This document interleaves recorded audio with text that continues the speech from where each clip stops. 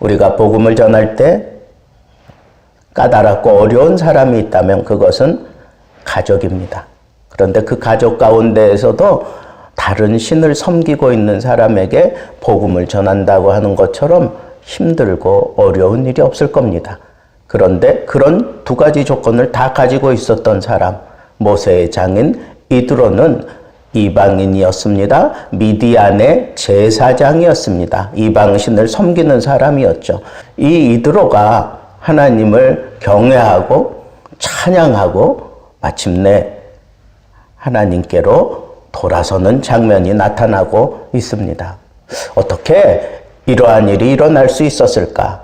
그 본문 속에서 몇 가지 중요한 요건들을 저는 찾아냈습니다. 첫째는 이드로가 자기 사위가 섬기는 하나님께서 출애굽시킨 일과 그리고 하나님의 산 아래 오기까지 그 백성들을 어떻게 인도해 오셨다라고 하는 이 사실을 듣고 그가 모세의 가족들을 데리고 모세에게 찾아오게 되었던 것입니다.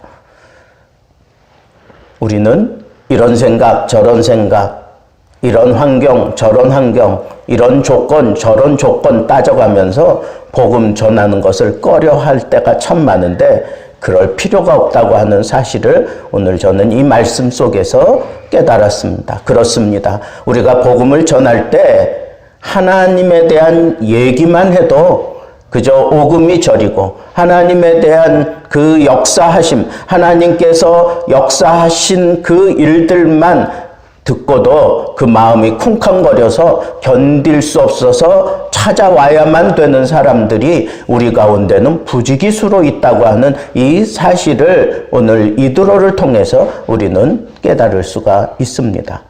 둘째는 40년 동안 모세와 함께 살면서 모세가 상당히 가정적인 사람이었다라고 하는 사실을 그가 가지고 있었다라고 생각을 합니다. 왜냐하면 모세가 이스라엘 백성들을 출애굽시키기 위해서 가다가 갑자기 하나님께서 모세를 죽이려고 했을 때 그의 아내 십보라가 아직 할례하지 않은 아들의 그 포피를 베어서 그 증거물을 던지면서 당신은 나의 피남편이라고 하면서 그 할례를 인정했을 때 하나님께서 모세를 낳아주십니다. 아마 그때 모세는 내가 가는 이 사역의 길이 나만 힘들고 어려운 게 아니라 가족들도 그 위험에 직면되는 일이구나 라고 하는 생각을 하고 아마 친정으로 돌려보냈을 것 같습니다. 이러한 사실 하나만 보아도 모세가 얼마나 가정에 충실한 사람인가 라고 하는 생각을 할 수밖에 없습니다.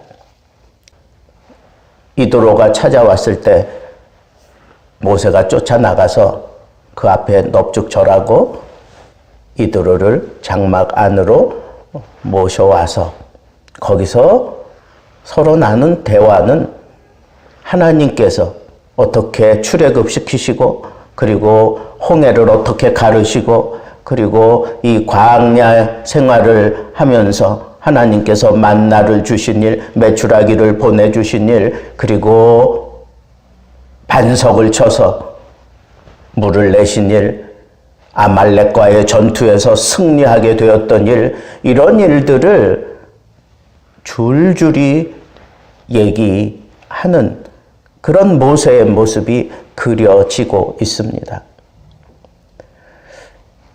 그동안 어떻게 지냈느냐고, 내 가족들은 특별한 일이 없었느냐고 뭐 이런 것들을 물어보지 아니하고 그냥 장인과 앉아서 두 사람이 의기투합이나 한 것처럼 이렇게 하나님이 행하신 일에 대해서만 쭉 얘기하고 있는 것을 성경에 기록하고 있는 것을 보면 모세의 마음속에는 가정이 상당히 중요하지만 그 중요한 가정보다 더 위에 있었던 것은 하나님이었습니다. 하나님을 절대적으로 섬기고 하나님을 먼저 생각하는 그러한 모세의 모습이 이드로에게 큰 도전이 되었다고 저는 생각합니다. 그렇습니다. 내 마음속에 자리 잡고 있는 하나님의 행하심, 하나님이 베풀어 주신 은혜, 하나님이 베풀어 주시는 그 능력, 그런 것들을 그냥 아무에게나 얘기하고 싶어서 견딜 수 없는 그러한 때에 이 복음이 증거되어지면 아주 강력한 힘이 그 안에 역사한다고 저는 확실히 믿습니다. 복음은 타이밍입니다. 내가 식지 않은 그 뜨거운 하나님의 역사하심을 그대로 풀어넣을 때 그 간증을 듣는 사람들이 그 마음에 큰 도전을 받고 그 마음을 열 수밖에 없는 것이라 저는 확실히 믿습니다. 바로 모세는 이 좋은 타이밍에 하나님의 행하신 그 놀라운 역사하심을 아주 따끈따끈하게 상을 차려서 이드로에게 제공하고 있는 것과 같다는 말입니다.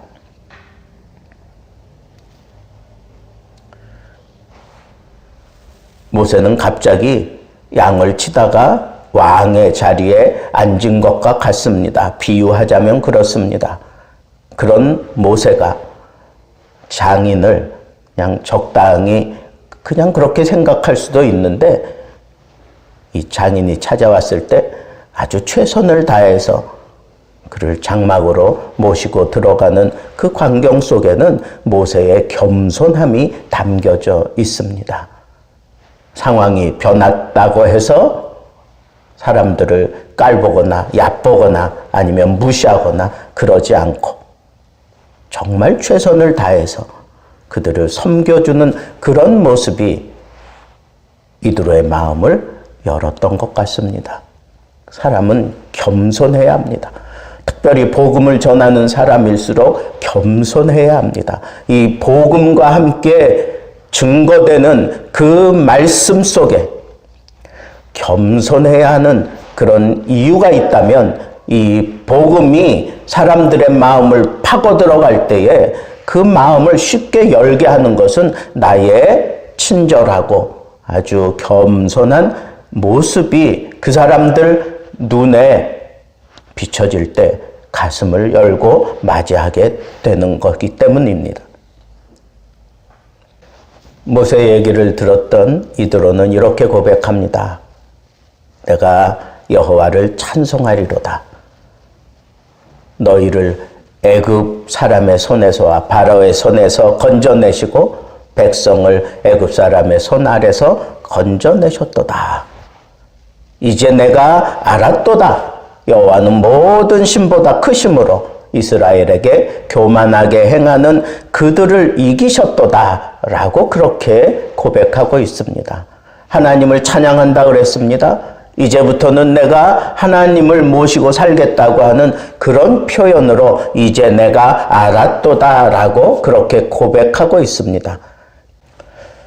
그의 고백이 참되다라고 하는 것은 이드로가 희생 제물을 하나님께 가져왔다 그랬고 그 제물을 아론과 이스라엘의 모든 장로들이 함께 나누어 먹었다라고 하는 데서 찾을 수 있습니다. 그렇습니다. 이스라엘 공동체의 진정한 일원이 되었다라고 하는 것을 오늘 이 말씀 속에서 우리는 인정할 수밖에 없습니다. 사랑하는 성도 여러분, 하나님께서 우리에게 베풀어 주신 은혜와 나를 구원하기 위해서 행하셨던 그 모든 하나님의 역사하심을 내가 받았다면 그것이 전하고 싶어서 견딜 수 없는 그런 감동이 있고 그런 시간들이 있을 때 우리는 주저하지 말고 나아가서 하나님의 행하심을 보여주어야 합니다. 하나님의 역사하심을 나타내 보여주어야 합니다. 하나님의 그 모든 은혜 베푸심을 전하고 싶어서 내 마음이 막 뜨거워질 때 그때가 바로 하나님께서 나를 강력하게 붙들고 쓰실 때임을 우리는 명심하고 우리 가족들을 생각하고 평소에 복음 전하기 힘든 그런 껄끄러운 사람들을 생각하고 하나님 앞에 내가 은혜 받은 모습으로 은혜 받았을 때 주저하지 말고 달려나가서 우리도 모세처럼 그런 놀라운 은혜를 우리 삶 속에서도 누리며 살게 되기를 우리 주님의 이름으로 축복합니다.